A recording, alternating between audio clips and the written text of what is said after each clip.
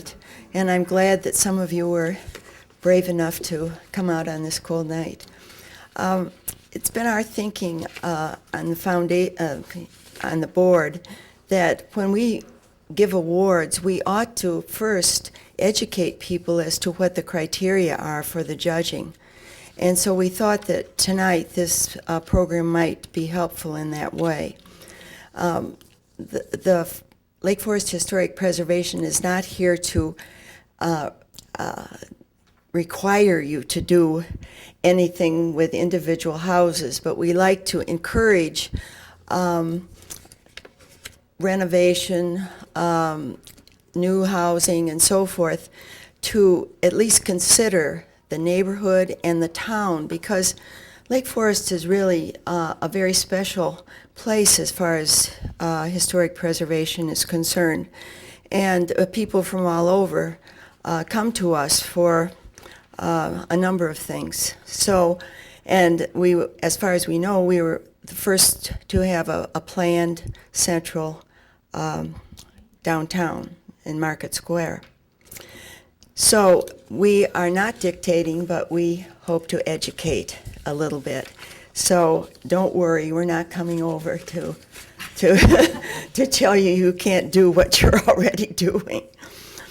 Tonight, Art Miller was going to be here, and it's Franz Schultz's 80th birthday, so he thought it was going to be a luncheon, and it turned out to be a black tie dinner tonight. So I'm going to be referring to some of the notes that he would have been using. And then we're going to show some slides of houses in the community, and then we'll have a period of questions afterwards.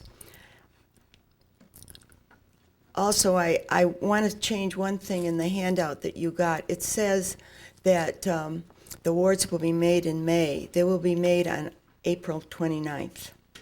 And the judging will be in the first week of April. So if all of the applications are in, we hope by March 25th, then we will go ahead with the judging after that.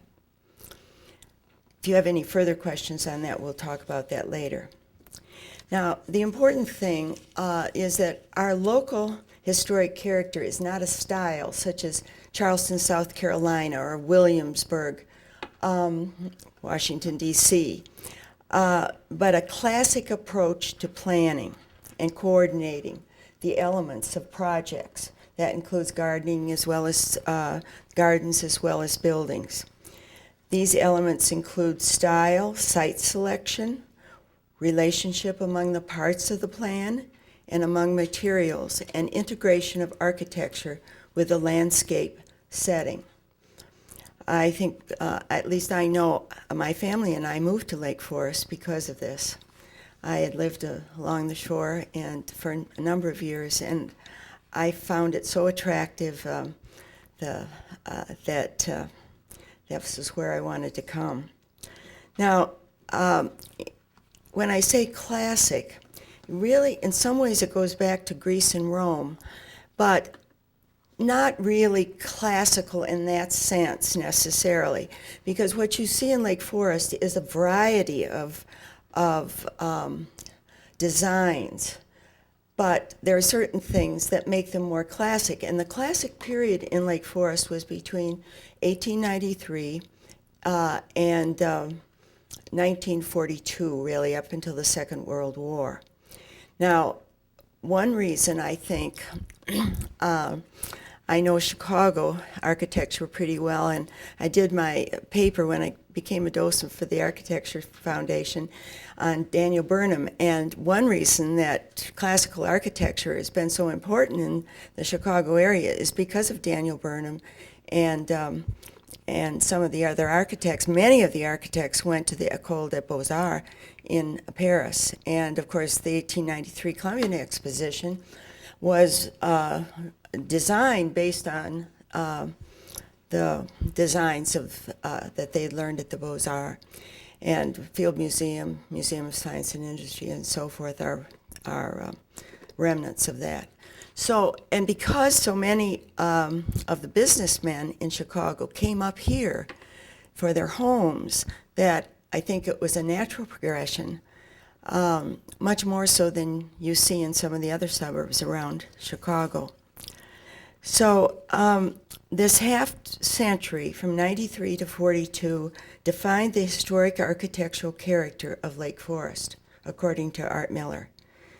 And he says, as the spectacular landscape development from the 1850s and 1860s was respected, while houses from the early period were replaced by new ones planned on Beaux-Arts principles, which included deference to the natural and design landscape character. And so along the bluff we see places like this. I'm just going to illustrate by one, the David Adler house that he built for the Reeds, which is on Lake Road. And during these 50 years, there were about 50 classic architects, many different architects, who contributed designs to Lake Forest's historic character, either studied in Paris or they studied architecture at a school modeled on the École, and that was MIT. And name right, what? The one who designed Shaw. He went to the École, he went to MIT, and he also was a graduate of Yale, and Yale, of course, has a very fine architecture school. So he came with many credentials, much background in that area. Now, after World War II and the Depression, with the steeply graduated income tax, some of the large homes were torn down. And the ones that were built during that time were often one-story houses, ranch-style houses. But in many, many cases, the land was still coordinated with the larger house, or the gardens were kept, and so that they blended in with the new housing. So the character of a neighborhood was always important, so that if you did something to your house, it wasn't going to just destroy what others in the neighborhood had done. And one thing I found about Howard Shaw was that he never wrote any books, but he did have a handwritten speech that he gave, and he declared that you must never have a building that is overpowering, attention-calling structure next to someone. It's almost the same as murdering him or her. And I think I'm not thinking of any particular houses, but I've seen some along the shore where I do feel that they're trying to murder their neighbors. Now, there's some key principles of classic architecture taught by the École, and Art has some of these down, and I will mention them, probably not in full detail, but at least mention them. One is you have a plan. And we can see this in Lake Forest because we have a number of districts that have been planned. Now, the one that we were excited about, still are, in August was the West Park area. And that was, if you drive by there, you see that it has the curving roads.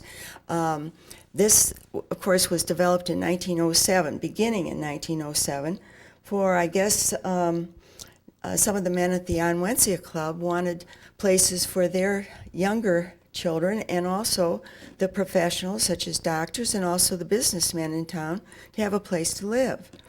And so they sold the lots, as I remember, for $5,000. Am I right, Jim? Mm-hmm. And they sold them quite readily. And they had to pay up in 5 years. And so in 1912, these men, Howard Shaw and other architects and city fathers, had the money to start developing Market Square, which began, well, the planning certainly began in 1912, although it was thought of before. And one thing that I like about Lake Forest is that there are people who are so civic-minded that they're not just thinking of themselves and what they want for their own house. They think of what would be good for the community in so many cases. And these early men certainly did that. So you start with a plan. We had some other planned areas. Stanley Anderson did the Deer Path Hill Estates. The Lasker Estate, where I live, is certainly not a fancy, I mean, the houses around, but we have curving rows, and all the houses really fit in with that very classic building that Adler built for Lasker when he came to town way back in the teens. So, and there are many others too that we may talk about. Now, you have a courtyard oftentimes, and even when you go out to out to Ragdale, the barn house, you will see that that was built around a courtyard, and they've restored that in quite a nice way, I think. And then also, if you know the Cuneo Museum out in Liberty or Vernon Hills, that is around a courtyard. Then you also have a central hall that comes in from the main door, and with rooms on either side. And usually they went from the lesser rooms as you went out from the main rooms, where they use better materials and so forth. And then oftentimes that main aisle went back, or hallway went back to a gallery that went across it. And examples of that are Ragdale and also, again, the Reed House. So that was important. Then some of the elements. This plan organized together in one scheme a project of more than one element or building, such as Shaw's Market Square, Elwha Farm, the city-owned stable complex that David Adler designed, the two gatehouses and the garage. The proportion was important. Elements of a building relate to each other according to established ratios. However, I might say at Market Square, all the buildings there outside the square that are that extend out were not built at that time with, I mean, they were built at the time, but not with that plan necessarily. But if you look carefully, they really go together with the other buildings. And even in Market Square, you have two towers, but the towers are not the same. So it's not building something the same, duplicating it necessarily, but it's thinking of these other things. Art Miller also suggested that this principle of hierarchy of form, the greatest height and the best or strongest materials in a project are given to the most important element with the secondary wings. Now, he uses it as an example, Lake Forest College. The architects were Frost and Granger, and he's looked particularly at the chapel and Reed Hall that were built in 1899, 1900. The key campus buildings are surmounted by a chapel tower, and they are cloaked in gray. Bedford limestone, a strong material. The Blackstone Harlan Residence Hall complex just to the south, in red brick with limestone trim, at the same time 2-story height and with towers forming an entry gate to the campus, also a major feature. But the step down in materials clearly signals the lower role of these buildings within the campus cluster, secondary to the academic and chapel buildings. Now, another thing is repetition. The regular iteration of features across a facade, such as windows or columns, or on a streetscape, adds to the dignity and calming order of presentation. Now, one example is the Anderson block, Stanley Anderson block, that was built in 1903, that Walgreens inhabits at the corner of Western and Deer Path, is a Georgian classic three-story building designed, well, it's called the Anderson block, excuse me. It was designed by architect James Gamble Rogers. Its regularly spaced windows with a limestone-trimmed red brick facade preserve a dignity at this important corner, which is undisturbed by the commercial chain tenant traffic below. The next element is harmony. This key Beaux-Arts precept is at the core of classical respect and civility for surrounding contexts, built and natural. And we could go back to Howard Shaw's comment that you don't build something that tries to kill something next door. You always are thinking of how, and also not look into the windows of the property next door if it can be helped at all. That was one thing that Art mentioned to me the other day. So another area that he talked about was symmetry and balance, but he also was giving me the example of the faculty housing over at Lake Forest College. Now these were built early, very early, and they built these houses with 5 bedrooms, and I said to him, why did they need 5 bedrooms? Well, in those days you had more help. You had to, because you didn't have all the conveniences that we have now. And Art was saying we really live as the wealthy live today as a member of the middle class. But when they built more, as they had more faculty in the 30s, they couldn't spend that much money. So it took quite a bit of talking to the city to get them to allow them to build townhouses or 2 houses with a same wall.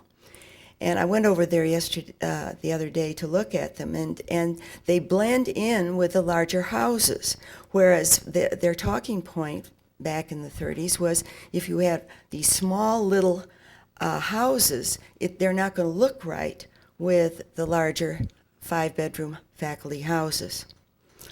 Now another element is transparency. The coordination of interior and exterior spaces includes managing the circulation to include exterior terraces and garden spaces to be integral parts of the plan. I think all of the houses we've had on our house walks, I was thinking back, have done that, so that it's a free flow between the interior of the house and the gardens. Now, one example of this is our library. The architect Edwin Clark's 1931 Lake Forest Library is very formal, and it has a symmetrical facade, one side of the entry the same as the other. And then, of course, we see this to a large extent in Market Square. If Frank Lloyd Wright had built many buildings up here, or Mies van der Rohe, I think perhaps we would have had some quite different variations of our architecture. So the École des Beaux-Arts derived design principles could be employed with a wide range of materials and national architectural and landscape styles, portrayed with unprecedented accuracy and widely distributed in this period.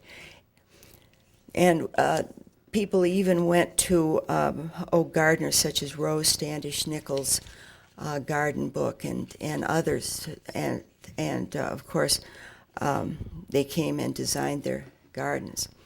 And on the west side, when that started to be developed, again, they planned it with gardens and open spaces and vistas, so that you're not just crowded in one house next to the other. Some examples are the Peary Place at 930 East Rosemary. That was built in 1905 by Benjamin Marshall, who did the Cuneo house as well in Vernon Hills. It centers on the simple classic Georgian house with a balanced facade with an English landscape lawn, a formal French court north of the living room, past flower beds, and a white garden beyond, recalling from the period landscape designer Rose Nichols' own 1902 book, A French-Inspired Garden Space, with a quiet pool and tall trees, such as she had designed at Melbourne in England. So I guess what I'd like to say is that Lake Forest has tried to plan, and we would like people, we're not going to make you do this, of course, but at least think in terms of some of the principles that have been at the basis, particularly in those 50 years, because Art Miller feels that those 50 years between 1893 and 1942 really marked the architectural style of Lake Forest. Now, Pauline Moore is going to show some slides of some of these houses and some of the things that are really important. I wrote some of those out in that handout that you have: shutters, dormers, roof lines, and things like that. And so think of questions, and at the end, why we will be glad, if we can, to answer. All right, Pauline? Jane has created the setting for you of Lake Forest and the Lake Forest style and the visual character of Lake Forest. In 1991, the Preservation Foundation decided that we would like to reward those individuals who had property in Lake Forest or were going to build in Lake Forest for staying within that character, for preserving historic homes, for rehabilitating them, adding to them to make them livable for today if that were necessary. So we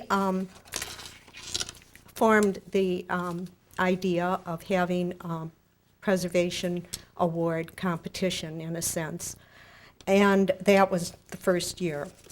This program was to explain how we do the judging on that, and that's really what I'm going to talk about, and I'm going to be very specific about things. And I am going to show some slides. They aren't all in Lake Forest, but the slides are all meant to illustrate the things that we look at, the standards that we use in judging. First of all, we have to set up a judging panel, and I think you should know about that. The president of the foundation board chooses a chairman. That chairman chooses 2 other board members to serve on the panel and 2 at-large members. The at-large members include, since we had a Historic Preservation Commission, a member from that commission, and then we have always had what we call an outside expert, someone either from the National Trust, Landmarks Preservation Council, preservation architect, and we've had people from other historic preservation commissions in communities outside of Lake Forest. So that's the judging panel. In the handouts, you had a nomination sheet. That nomination sheet comes in, and it comes in with a picture of the home that has been nominated. We're going to look at the whole, the picture of a whole home. This obviously is not in Lake Forest. It's Rustop Manor, and it is a 16th century home in England. But I want you to look at the whole because later on we're going to look at parts, and some of the parts that we are going to look at you can see in Rustop Manor, 16th century England. The next house is also a country house in England called Crone, and the same thing is true. We're looking at the whole, a lovely manor house that has existed for 4 centuries, but the parts are parts that still exist and that are used in homes in Lake Forest. The last one from England is a North Combe house. That's 18th century. You can see a little bit of the entrance, the fenestration, and the dormers on that. The next house is 18th century. Now we're back in America, in Virginia, and a very famous home, and you're going to be seeing more of this home. This is Westover on the James River, and this is the riverside of the home. This is Carter's Grove, also in Virginia near Williamsburg. And again, I just want you to look at the whole and see how lovely it is, and then let your eye come in on some of the details. But let's come into the 20th century, and on Lake Forest, the Fernald House on Ahwahnee, Shaw, 1908. This is Delano and Aldrich on Deer Path, and it's 1925, and that's Fairlawn. So study that a little bit, because we're going to come back to some details on this house. Now we come to Shaw's Clayton Mark House on Lake Road, and finally Derwin Marr on Deer Path, a Tudor house. Now these are all either grand manor houses or great estates, but a home need not be in that category. In fact, we encourage homes that are more modest, and they qualify as well for awards, and many of them have received awards. We're looking at Derwin Marr, a Tudor house, but a few streets over, we have another Tudor, more modest. And here are others, bungalows and four squares, all in Lake Forest, all really nicely rehabilitated, and all would qualify for awards. We also look at institutional and commercial buildings, and of course that's the Northern Trust Bank, Stanley Anderson, Dickinson Hall, which is now the Senior Center, and that did receive a rehabilitation award from the community. Now, I've asked you to look at the whole, and now we're going to look at some parts. And the first part that we're going to look at is something very small, something very easy to get right, and something that is so often wrong, and those are nothing other than shutters. If you know the history of shutters, if you were interested in that, you would realize that back in time, glass was hard to come by, and a lot of the window openings didn't have glass, so shutters were very functional. They were used for security, they were used to keep out the weather, so they closed, which meant that they had to be hinged, which meant that they had to cover the entire window. How often we see that this is not the case, even on very lovely houses and really good projects. I mean, you would be surprised, I won't name them, but there have been a few that you wouldn't believe that everything else was done, tremendously down to the last detail, and then the shutters are wrong. But anyway, here are some shutters on a French house. Right size, on hinges, they will close. Here are some shutters in Lake Forest. It's the same thing. They are half the width of the window. They would close. They would even close over the iron grating. They're hinged, and there are shutter dogs to hold them in place. I don't know if I should confess this. They are hung backwards, which most shutters are today, because the louvers would go toward the house when they were open, and then it would go away from the house when they were closed to keep the rain out. And I think for practical purposes, which we do allow some practicality in your restoration and rehabilitation projects, to keep water away from the house, often you will find that they're hung backwards. This is new construction in Lake Forest, and the shutters are hinged and the correct size, and they have shutter dogs. The next thing, and it's a big thing, are windows.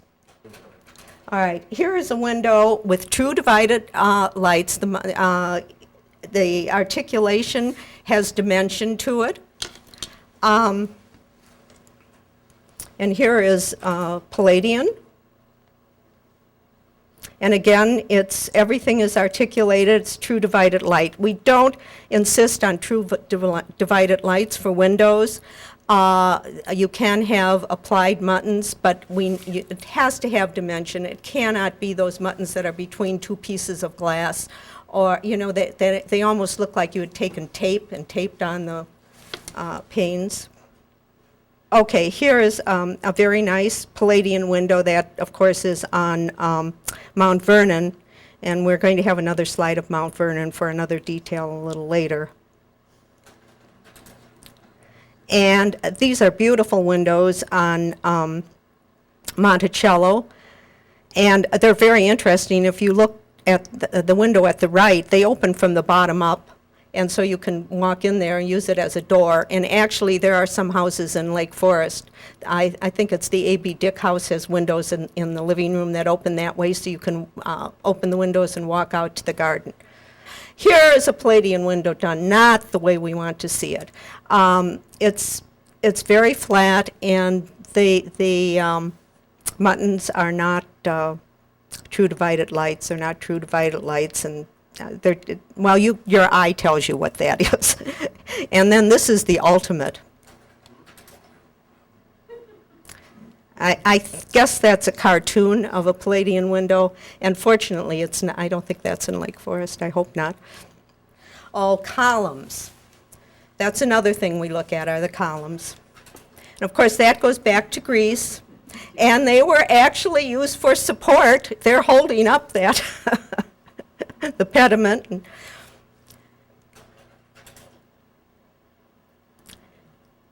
This is Mount Vernon. Now, on the columns, the one thing that we noticed, of course, there's proportion, and there are formulas for the proportion. And I would say we're not, we don't go out and measure and ensure that the proportions are right. But one thing that we absolutely look at is, because even though these columns are not really supporting anymore, they're used for a decorative element, they should look like they are supporting. And so therefore, the column, the capital, and the capital and the abacus should be set out a little bit from the architrave. And this, you can't see it as well here, but you will see it on the next one. Do you see how they come out a little bit from the architrave there? The next one is Adler's own home, and they're pilasters, but again, he has kept that articulation of the abacus coming out a little bit. This is what we see very often. The columns set back. I think you can see that on the slide. And on this one, very definitely they're set way under. And once you're used to, the way columns really should look, that really does bother you. Oh, well, I'm sorry about that. But we know on your house that everything is right. And sometimes, occasionally, a really great architect can break from tradition and it looks okay, All right. And then the next element that we're going to look at are dormers. Dormers were really designed to let in light in an attic. And this is going back to Crone. I showed this, under the hole, and they're tiny little dormers up there, and obviously they were used to let light into the attic area of that home. And when I looked at this picture very closely, I realized that the windows were open, so they were using them for ventilation when this was taken. And I just did put Mount Vernon in again. You can see a little bit of the dormers, but the reason I did it is we have a house, Summerfield, on Waukegan Road. An architect lives there, and he added these dormers, but he added them, in correct proportions.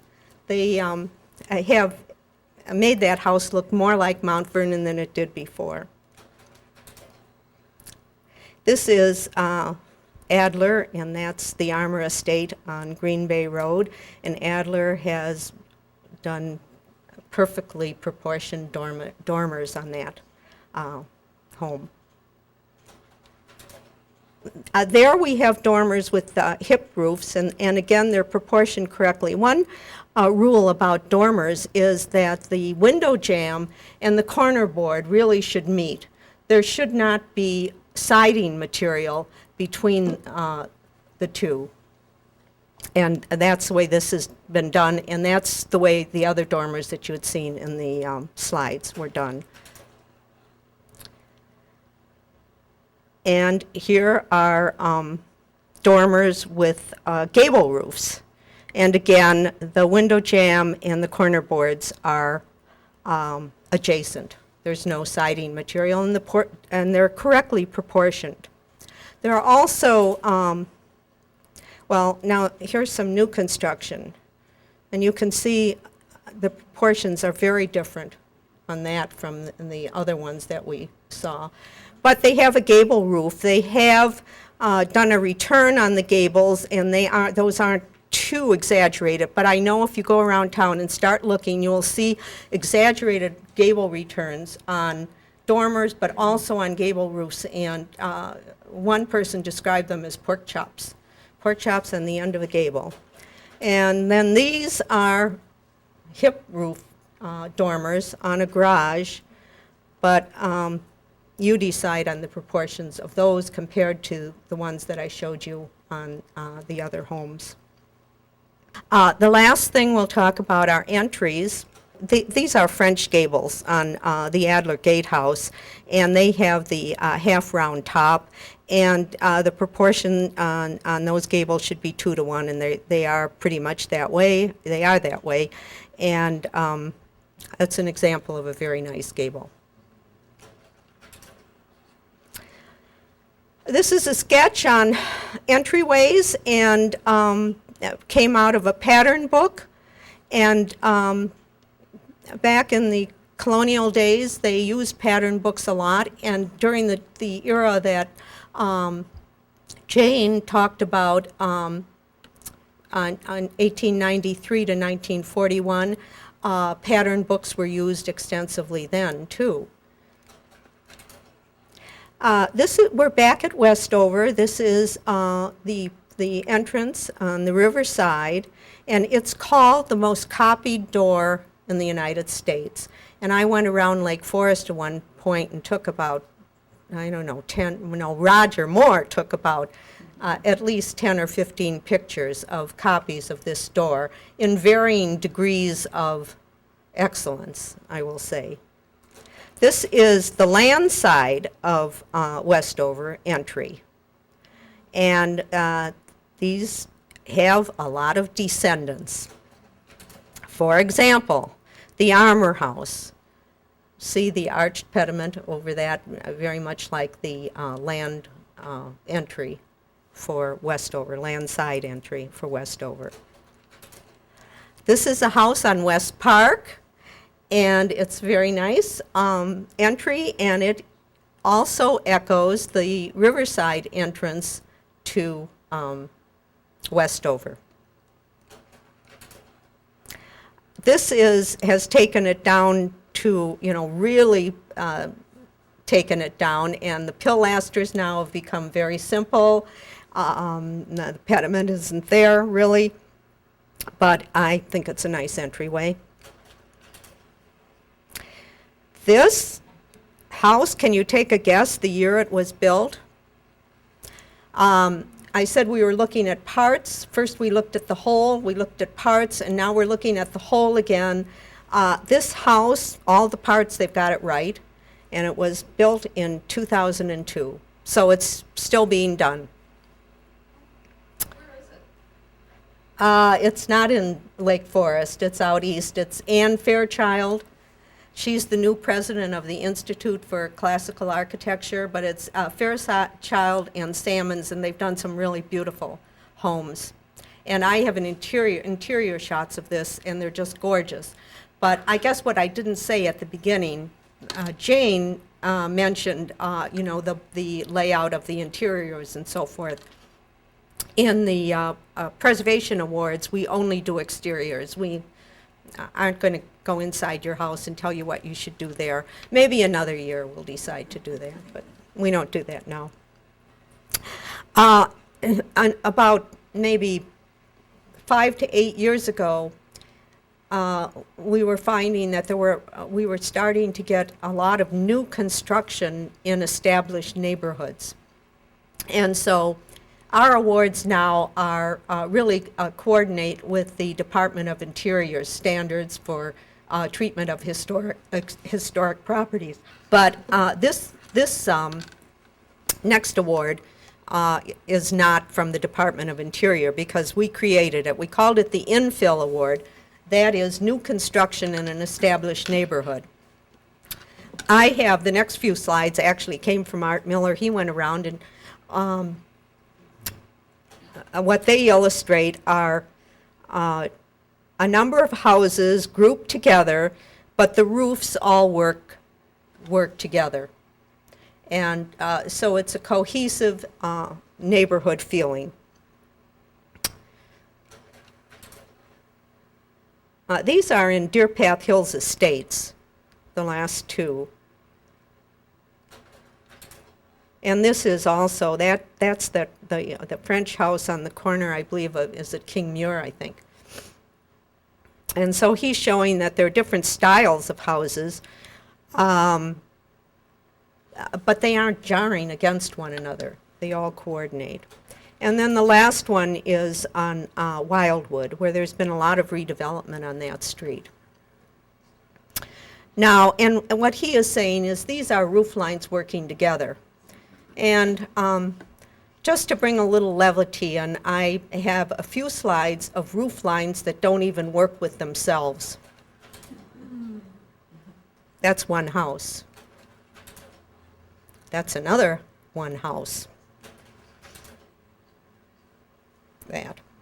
So what I'll finish with is I'll show last year's winners, and then Jane and I will take any questions that you might have. You know this one, the Quinlan House, that was a rehabilitation from top to bottom. And what I loved about this is this house has the original windows. And, you know, they put in new cords, but the wood is there, everything is there.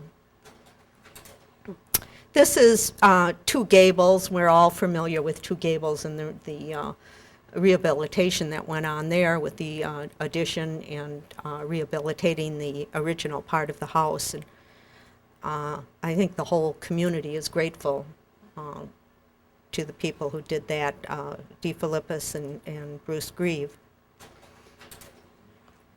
This was mentioned in Jane's speech, the barn house. That flat-roofed garage was taken down, and they redid it in its original configuration pretty much. This is a log cabin. It was a playhouse for the Alfred Mansfield estate. And the estate was subdivided. The manor house is on a lot, and then there was an empty lot created, and the people who built a home on that took the log house as well, that lot as well, and rehabilitated it. And it's just the same way it was when it was built. This may surprise you. It's a Keck and Keck, but 1956, so it made the 50-year mark. And I think it looks good in the photograph, but the Keck and Keck houses are really amazing and fantastic houses, and they really have a beauty. It's not a favorite style in Lake Forest, but we are very grateful to the owner who, this was a preservation award. Nothing has changed on this house. It was just the way the architects designed it. And last was a rehabilitation, adaptive reuse, and you know this was the Canals building. And I think that was really a wonderful project. I love going there, and it's just brought so much life to that corner. So now we'll take your questions. There's a lot of emphasis in this presentation on manor homes. But I know that historically, a lot of more modest homes have won awards. And I'd like you to say a little bit more about that, lest people think that they have to have a great estate in order to get considered for an award, because I know that that's not the case. I know that man very well. I thought I covered that by showing the bungalows and the little Tudor, but I can see he is almost always right that it probably should have had more emphasis. There have been a number of small homes which have won awards. I would say probably, I'd have to count, but almost an equal number of them. And we have worked hard on getting people to submit nominations for the vernacular homes, smaller homes, as well as the manor houses.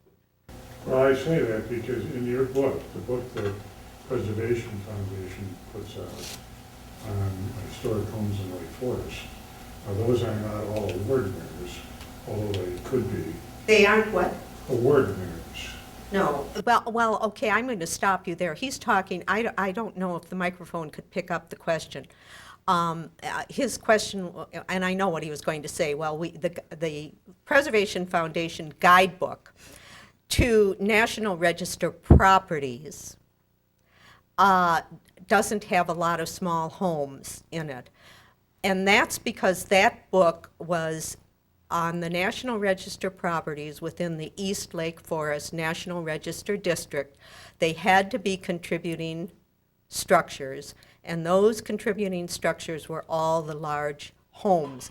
In the back of the guidebook, a separate National Register district is the Vine Oakwood district, and those homes are pictured in the back. So it wasn't the foundation thinking that the smaller homes weren't valuable. It was the principle upon which that guidebook was developed, which again was contributing structures in a National Register district. And there are people that could have complaints because we couldn't put every one of the contributing structures in there. There had to be, a committee made the decision on which ones would be included in that guidebook, and the thought would be, probably we should do another guidebook. So maybe we will. I have a question. Yes. How many years have the Preservation Awards been awarded? 1991 was the first year. So I guess this the 17th, will be the 17th. And how many homes have received awards, approximately? Well, 5 to 10 a year? Well, we used to just do a few a year, and then we got to a point where maybe for about 4 years there would be like 10 or 12 awards, and then we decided that we needed to kind of sit back and look at our criteria again and really apply the criteria. And you saw how many awards were made last year. And also, which we didn't cover tonight, we do give awards for gardens, restored gardens, for other, gates, the gates on Deer Path that used to be the entry to Westmoreland received an award. So it doesn't have to be a house. You can nominate an outbuilding on your property, or, as I said, a gate, your garden if it's been restored, anything historic, except your grandmother.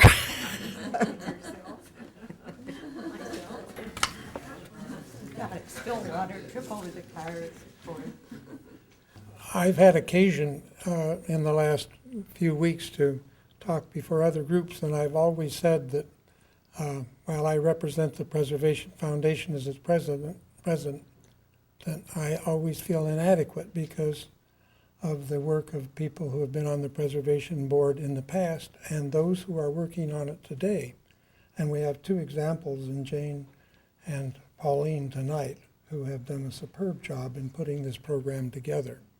one of the outstanding facets of this is, while it's cold out tonight and the audience is not as large as we would have liked, the program has been taped, and hundreds of people will see it on the channel, Lake Forest channel, in the next month.